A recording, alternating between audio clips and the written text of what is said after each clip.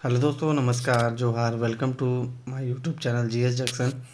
दोस्तों, आज हम लोग सीटेट और जेटेट एग्ज़ाम का हम लोग ईडब्ल्यूएस का यानी ईवीएस का एमसीक्यू टेस्ट लगाएंगे।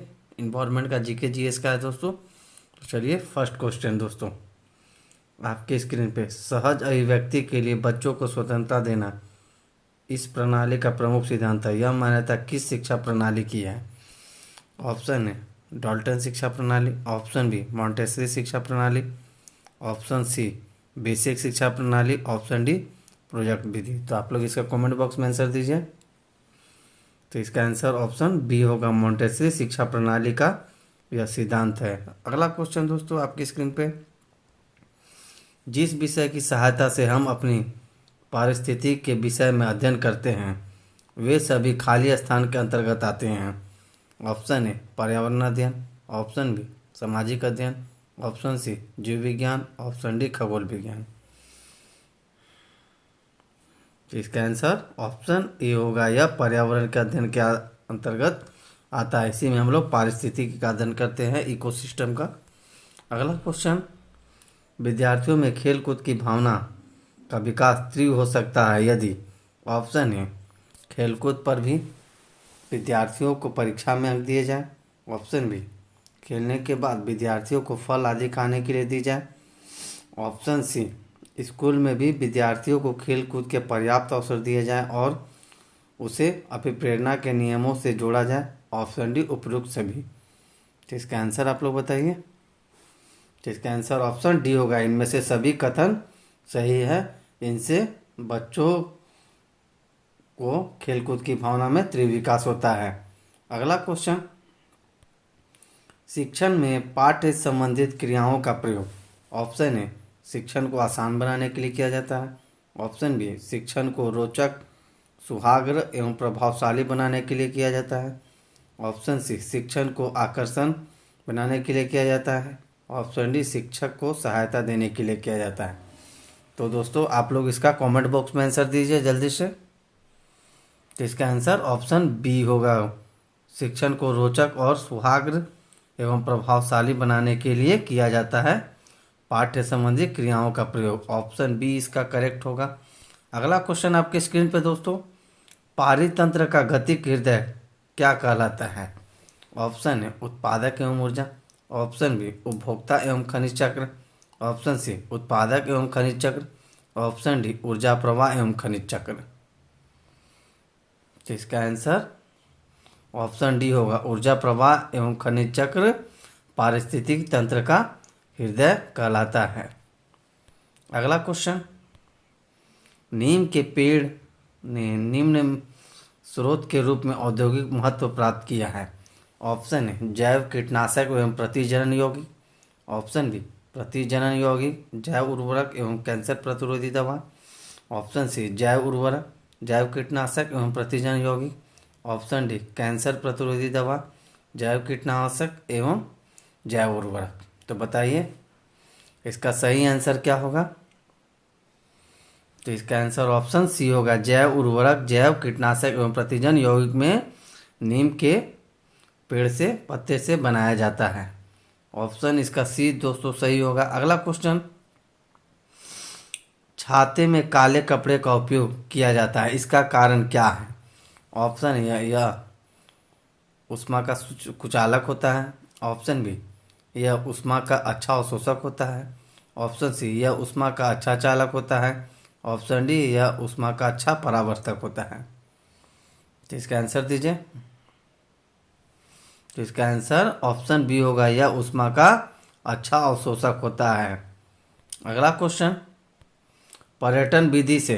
ऑप्शन है विज्ञान के सभी प्रकरण पढ़ाए जा सकते हैं, ऑप्शन बी बालक को जो ज्ञान मिलता है पूर्ण होता है, ऑप्शन सी पर्यावरणीय समस्याओं के प्रति बालक को जागरूक किया जा सकता है, ऑप्शन डी पढ़ाने के बाद मूल्यांकन आवश्यक है। तो इसका आंसर 3 सेकंड है दोस्तों आप लोग के पास, बताइए। चलिए समय समाप्त हुआ। इसका आंसर ऑप्शन बी हो गया, सही होगा, करेक्ट। बालक को जो ज्ञान मिलता है वह पूर्ण होता है, यही पर्यटन विधि है। बी इसका करेक्ट है। अगला क्वेश्चन आपके स्क्रीन पे, सौर सेल में ऊर्जा का रूपांतरण कैसे होता है? ऑप्शन है प्रकाश ऊर्जा का तापीय ऊर्जा में, ऑप्शन बी तापीय ऊर्जा का विद्युत ऊर्जा में, ऑप्शन सी प्रकाश ऊर्जा का विद्युत ऊर्जा में, ऑप्शन डी विद्युत ऊर्जा का तापीय ऊर्जा में। तो बताइए एनर्जी का ट्रांसफर कैसे होता है सौर सेल में? तो इसका आंसर ऑप्शन सी होगा, प्रकाश ऊर्जा का विद्युत ऊर्जा में रूपांतरण होता है। अगला क्वेश्चन आपकी स्क्रीन पे, पूर्णतः वैध एवं विश्वसनीय माने जाने वाली परिस्थितियों में किस प्रकार के प्रश्न होने चाहिए? ऑप्शन है निबंधात्मक, ऑप्शन बी लघु उत्तरात्मक, ऑप्शन सी वस्तुनिष्ठ, ऑप्शन डी इनमें से कोई नहीं।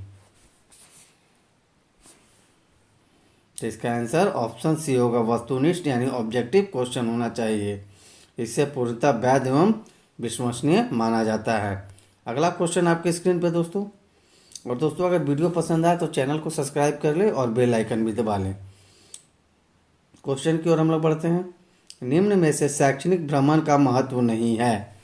ऑप्शन ए अस्थायी अधिगम, ऑप्शन बी विषय के प्रति रुचि का अभाव, ऑप्शन सी समय की बचत, ऑप्शन डी प्रत्यक्ष अनुभव।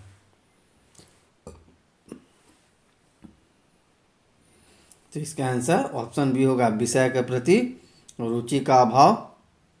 यह शैक्षणिक भ्रमण का महत्व नहीं है। अगला क्वेश्चन, गमले में रखी गई घरों में साज सज्जा की सामग्री के कृत्रिम पारितंत्र को क्या कहते हैं? Option A herbarium, option B aquarium, option C hydroponics, option D videophone. तो चलिए दोस्तों समय समाप्त हुआ। इसको हर्बेरियम कहा जाता है। ऑप्शन ए इसका करेक्ट है। अगला क्वेश्चन, नीचे दिए गए आरेख में बर्फ रेखा को प्रदर्शित करने वाला अक्षर है। तो देखिए जो आरेख बना हुआ है, एक घास का है, एक झाड़िया का और एक वृक्ष का है। ठीक है, इसमें जो ए है वो घास और झाड़ियाँ दोनों को रिप्रेजेंट कर रहा है, और बी घास और वृक्ष दोनों को, सी झाड़ियाँ और वृक्ष दोनों को, और डी सिर्फ वृक्ष को कर रहा है। तो आप लोग इसका आंसर बताइए।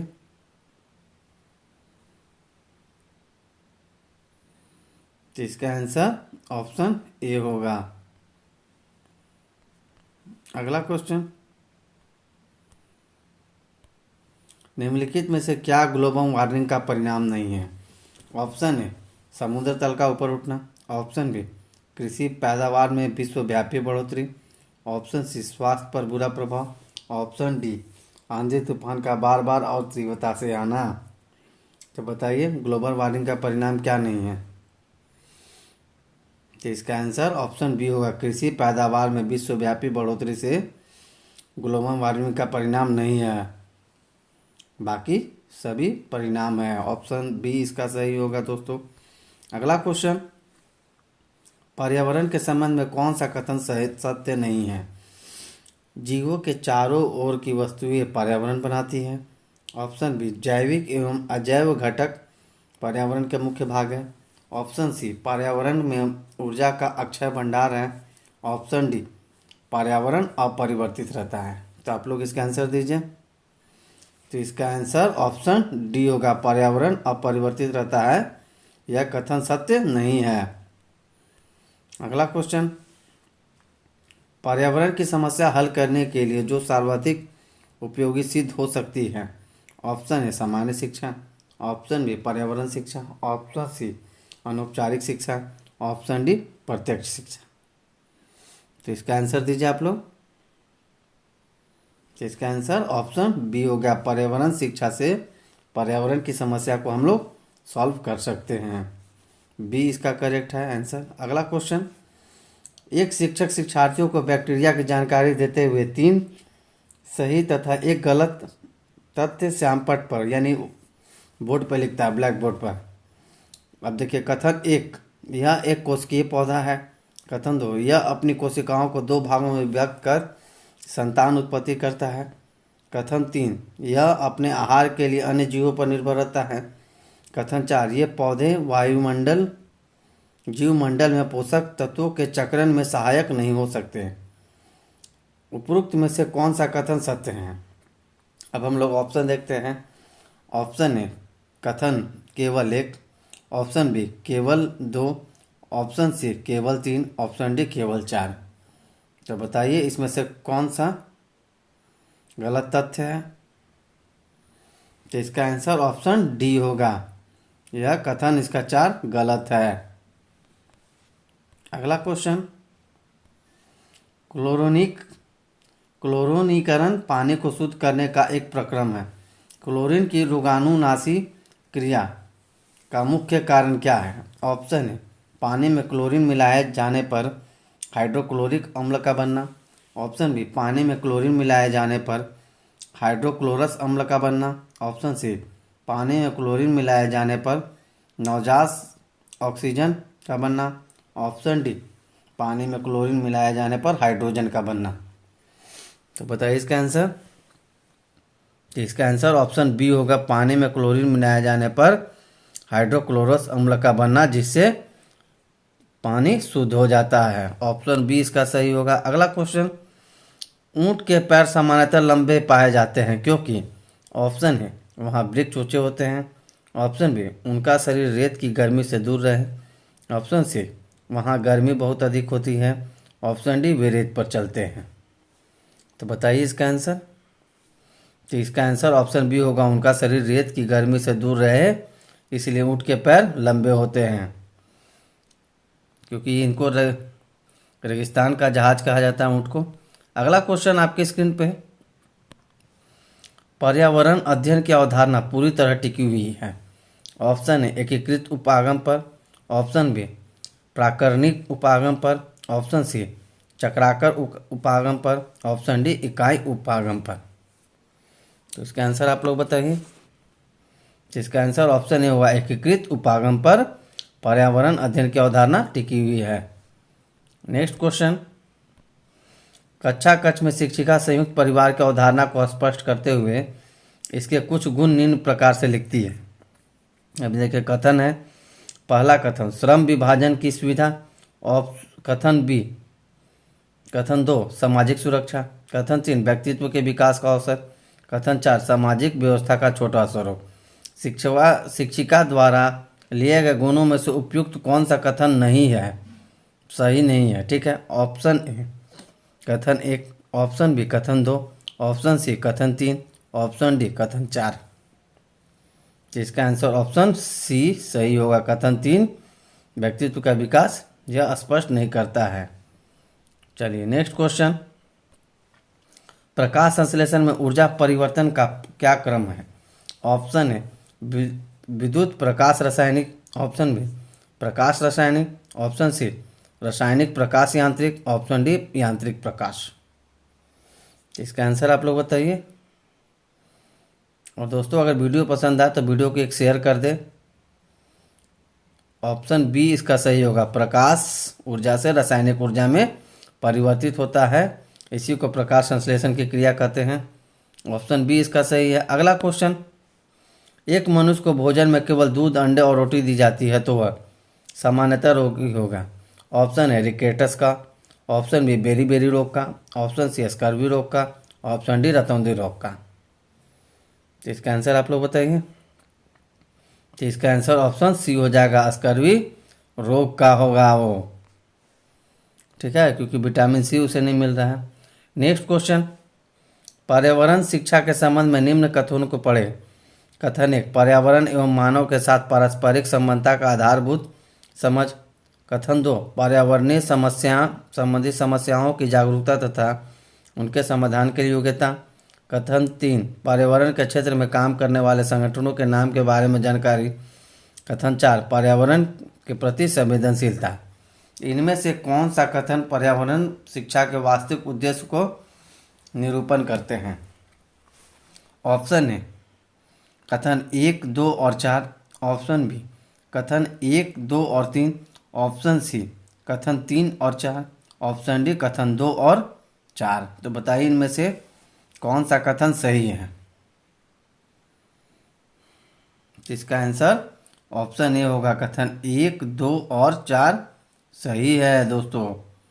अगला क्वेश्चन, नीचे दिए गए पौधे के प्रकरण को पढ़ाते हुए एक अध्यापिका और कक्षा 3 के बच्चों के बीच वार्तालाप किया गया है।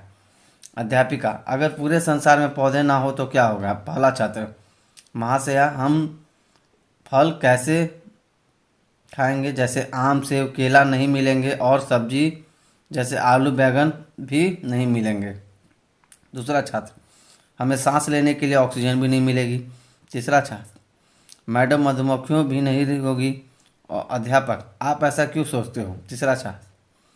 तीसरा छात्र बोल रहा है, मेरे पिताजी मधुमक्खी पालन करते हैं और उन्होंने मुझे बताया कि मधुमक्खियाँ फूलों से पराग प्राप्त करती है और पेड़ों पर अपना घर बनाती है जिसे छत्ता कहा जाता है। इसके बाद वे मुझे अपने मधुमक्खियों की बाड़ी में ले गए जहाँ छत्ते थे।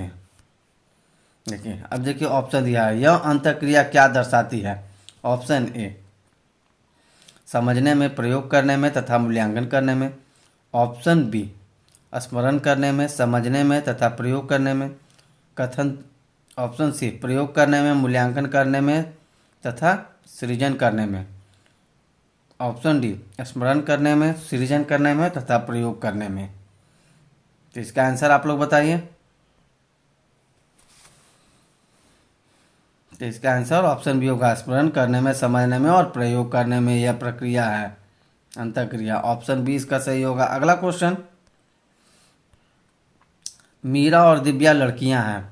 मीरा समोसे, कटलेट और डबल रोटी खाना पसंद करती है जबकि दिव्या ऐसा भोजन पसंद करती है जिसमें लौह तत्वों की कमी है। मीरा और दिव्या को निम्न में से क्रम से कौन सी बीमारी होगी? ऑप्शन है मोटापा और स्कर्वी। ऑप्शन बी, स्कर्वी और एनीमिया। ऑप्शन सी, एनीमिया और रतौंधी। ऑप्शन डी, मोटापा और एनीमिया। तो बताइए आप लोग इसका आंसर। तो इसका आंसर ऑप्शन डी होगा, मोटापा और एनीमिया हो जाएगा। अगला क्वेश्चन आपकी स्क्रीन पे, बच्चों को विभिन्न प्रकार के ईंधनों से परिचित कराने के लिए शिक्षक ऑप्शन ए, कक्षा में कुछ ईंधनों के नमूने दिखा सकता है। ऑप्शन बी, एक लघु फिल्म दिखाने के साथ खाना पकाने के लिए प्रयोग होने वाले संभावित ईंधन के प्रकारों पर बच्चों के साथ चर्चा कर सकता है। ऑप्शन सी, चार्ट पर ईंधनों के चित्र प्रदर्शित करता है। ऑप्शन डी, बच्चों से विभिन्न प्रकार के ईंधनों की सूची बनाने के लिए कह सकता है। तो आप लोग इसका आंसर दीजिए। तो इसका आंसर ऑप्शन बी होगा, एक फिल्म दिखाने के साथ खाना पकाने का प्रयोग होने वाले संबंधित ईंधन के प्रकारों पर बच्चों से चर्चा कर सकता है। ऑप्शन बी इसका सही होगा दोस्तों। अगला क्वेश्चन, मानचित्र पढ़ने के लिए आवश्यक कौशल में शामिल है। ऑप्शन ए, व्यक्तात्मक योग्यताओं को बाहर निकालने के लिए विलक्षण संप्रेषण कौशल। ऑप्शन बी, स्थान, दूरी और दिशाओं की सापेक्ष स्थिति को समझने की योग्यता। ऑप्शन सी, ड्राइंग और पेंटिंग की विलक्षण कुशलता। ऑप्शन डी, ग्लोब पर स्थिति दर्शाने के लिए स्केच और गणनाओं का उपयोग करने की योग्यता। तो बताइए इसका आंसर, करेक्ट आंसर। तो इसका आंसर ऑप्शन बी होगा, स्थान, दूरी और दिशाओं की सापेक्ष स्थिति को समझने की योग्यता। इससे बच्चे मानचित्र पढ़ सकते हैं। पर्यावरण अध्ययन की कक्षा में बच्चों के व्यक्तिगत अनुभवों को महत्व देना शिक्षा को लाभ पहुंचाता है। ऑप्शन है, विषय को बच्चों के अनुभव संसार से जोड़ने और विमर्श व सीखने को बढ़ावा देने में। ऑप्शन बी, उसकी ऊर्जा बचाने में क्योंकि बच्चे बातचीत करना पसंद करते हैं। ऑप्शन सी, बच्चों को विशिष्ट अनुभव जानने में। ऑप्शन डी, बच्चों की भाषा और संप्रेषण कुशलताओं को सुधारने में, परिमार्जित करने में। तो इसका आंसर बताइए। पर्यावरण अध्ययन में बच्चों की व्यक्तिगत अनुभवों को महत्व देना शिक्षा को क्या लाभ पहुंचाता है? तो इसका आंसर ऑप्शन ए होगा दोस्तों, बच्चों को विषय में अनुभव के साथ संसार से जोड़ने के लिए विमर्श व सीखने में बढ़ावा मिलता है। अगला क्वेश्चन, पर्यावरण अध्ययन के शिक्षा के रूप में आप बच्चों को चिड़ियाघर ले जाने की योजना बनाते हैं। आप बच्चों को निम्नलिखित में से कौन सी गतिविधि करने की अनुमति नहीं देंगे? ऑप्शन है, चिड़ियाघर के जानवरों के लिए बहुत सारी खाने की सामग्री ले जाना। ऑप्शन बी, चिड़ियाघर के विभिन्न जानवर कौन सा भोजन खाते हैं यह पता लगाना। ऑप्शन सी, चिड़ियाघर में जिन जानवरों को वे देखेंगे उनकी फ़ोटो एकत्रित करना। ऑप्शन डी, चिड़ियाघर में उन्होंने जो देखा उसका चित्र बनाने के लिए उनके ड्राइंग की कॉपी को साथ ले जाना। तो इसका आंसर बताइए। तो इसका आंसर ऑप्शन ए सही होगा। चिड़ियाघर में जानवरों के लिए बहुत सारे खाने की सामग्री ले जाना, यह आप अनुमति नहीं देंगे। ठीक है, तो आज के लिए बस इतना ही। तब तक के लिए